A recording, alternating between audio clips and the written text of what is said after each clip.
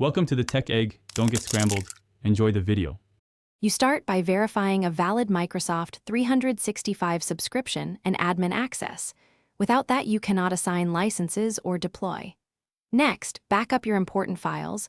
OneDrive sync plus a local copy is safest. Once done, confirm Windows updates and free disk space. This prevents install errors. Make sure software like antivirus is temporarily paused to avoid blocking installers. Now you're ready to download the official installer or use the Microsoft 365 Admin Center for rollout. You will run the Office deployment tool or use the Admin Center to push Microsoft 365. Select the appropriate update channel based on users. Current for features, semi-annual for stability, choose deliberately. Once the installer runs, monitor progress and resolve prompts. Signing in with work account ties the license to apps.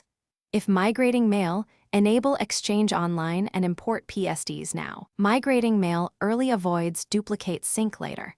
Make sure group policies and shared add-ins are reconfigured during this phase.